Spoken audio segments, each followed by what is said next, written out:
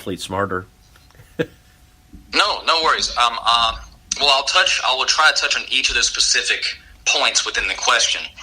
First of all, like you mentioned before, how do we teach those at a higher disposition?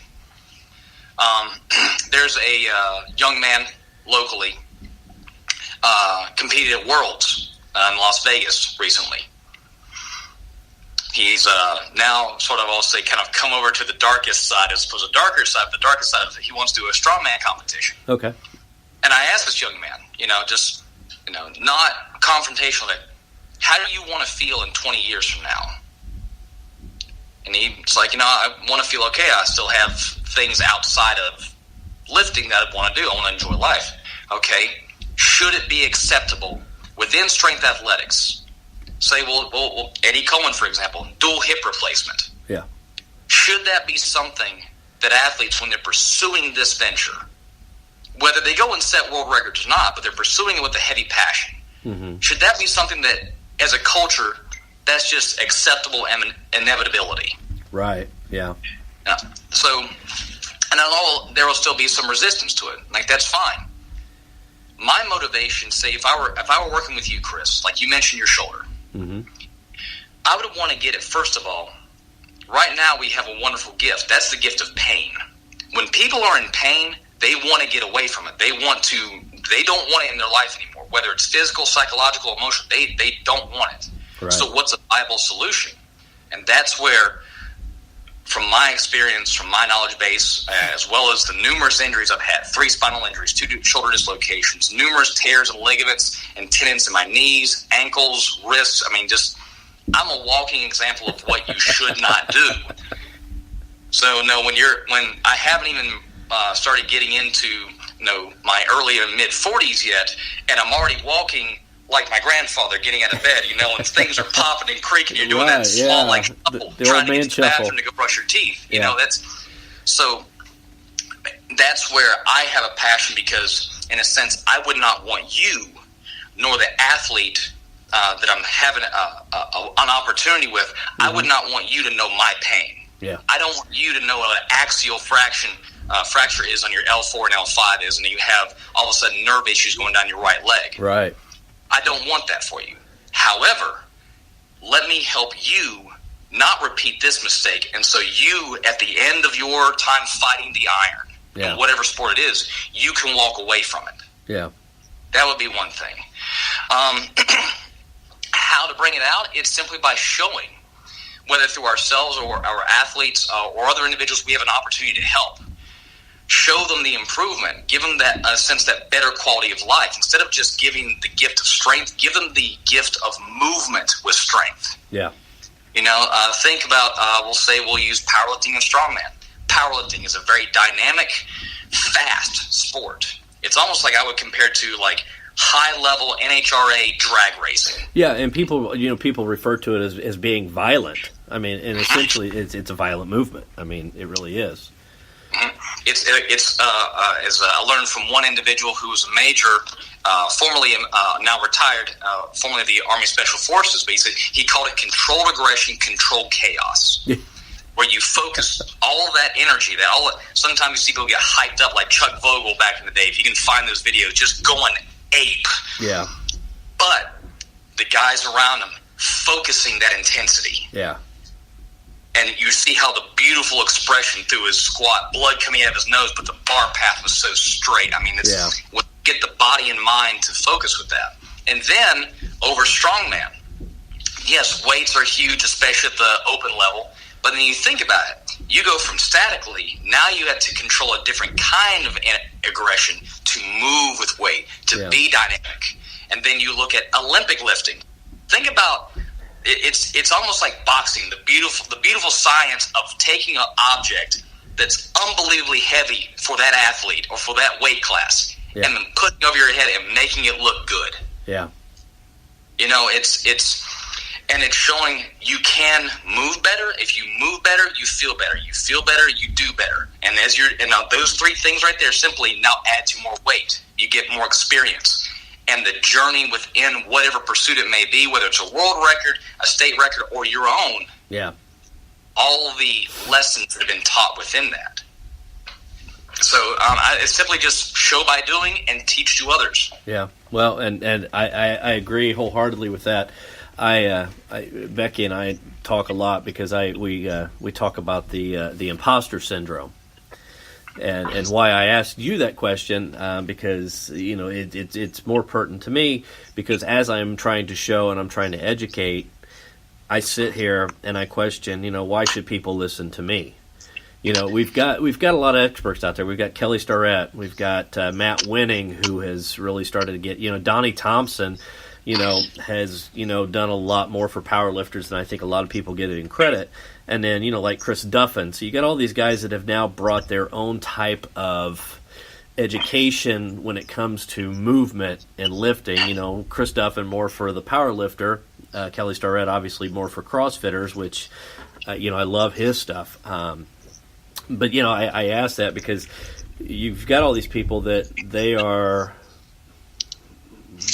well known, they do it for a living, they're making money off of it, and then you've got people like us who we are the ones that we go to competitions and we talk to the athletes, we get to know the athletes a little bit more so, and we see a lot more of some of the issues that strongmen face a lot, and I see it with powerlifters. So getting people to even listen to us because we have done our research, we have learned, we have suffered injuries and learned how to kind of overcome them.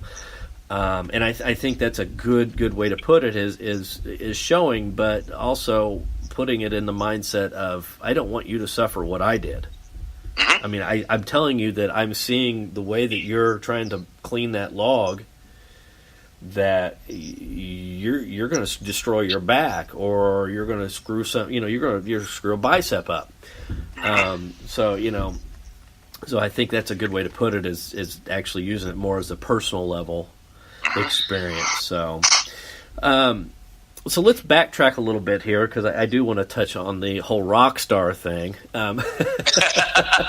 So you play an instrument, I assume, or you were going out to L.A. to hope to be a rock star, and you don't play an instrument? No.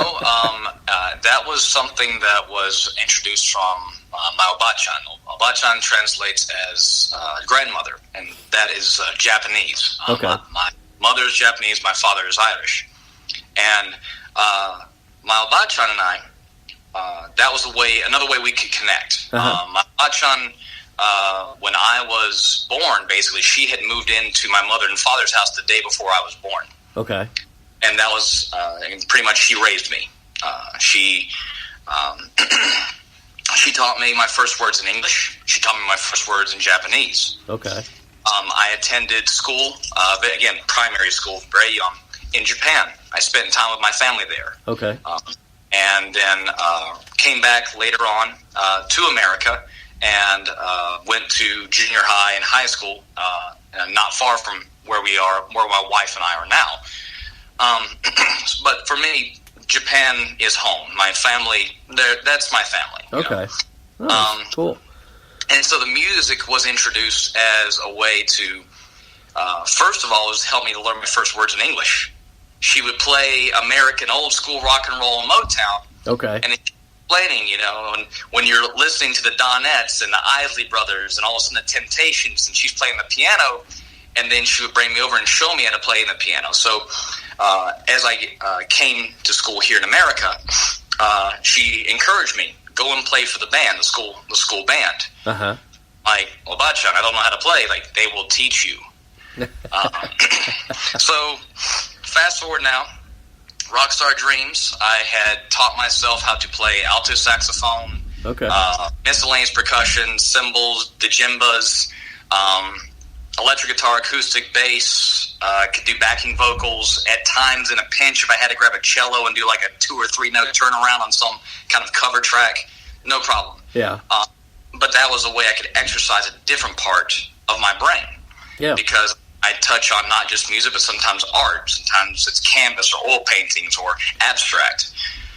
To keep my very OCD and very, unfortunately, overly organized brain when it comes to kinesiology, application, like these different things, it keeps that part balanced. Yeah, yeah. Because I've long had issues in terms of being overly obsessive. Okay. To where I'm obsessed with something until it will quite literally start affecting my health. Like Right. how I sleep, how I eat, how I will. It used to be so much so in grade school and even for a few years in college, I would obsess over a project or an assignment so much so that I would actually give myself ulcers. Yeah.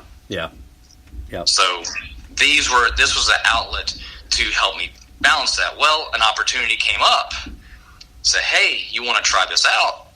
Absolutely, cool. Why not? Go for it. Here's a dream. Here's an opportunity to go, like, literally be a block and a half from the Rainbow, the Whiskey A Go-Go, to literally sit there when Lemmy is sitting there with a video poker machine with his non-iced full tea glass of scotch or whiskey, and just to shoot the crap with him, talk to him a little bit. Yeah. Hey, Lemmy, we're actually getting ready to go do 2 or 3 shows. One's going to be at the Rainbow. You going to be around? Yeah, man. So had I had my head screwed on straight, I think I could have not only enjoyed the opportunity, but also probably not have fallen into the traps that are what it is. Yeah. Not everyone does that in that realm, but it is more common than not. Go ahead. Well, so you talk about that experience, and I applaud you for just being brave enough to try it, because I think a lot of people would take an opportunity like that and fear of it and not try to make anything out of it. Me being one of those people, I grew up playing drums, and I was like, I'm gonna be a rock star. I love it, and I wanted to be a comedian too, which neither one of those two have panned out. But someday. It'll Dude, happen. you could be a hybrid strongman comedian, man. Oh yeah, I could tell jokes while holding the log over my head.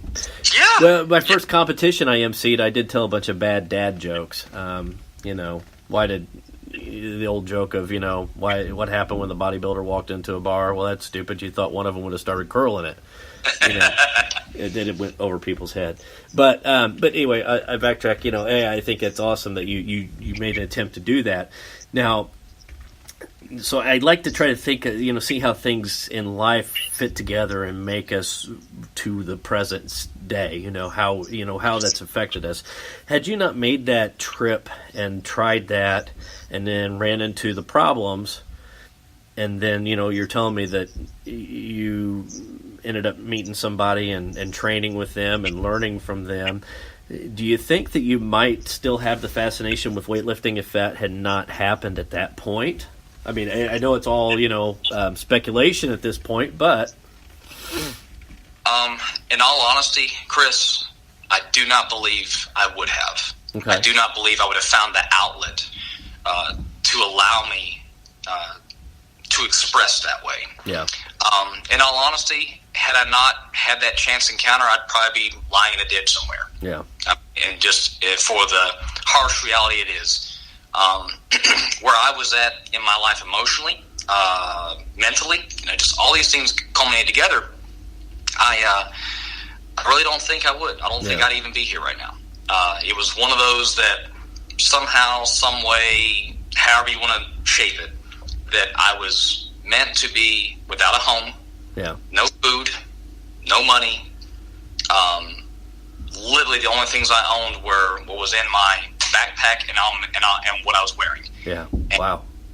I had to be open, essentially, or each individual has to be sort of open, or I had to be stripped down bare to be allowed to be receptive of that. Yeah.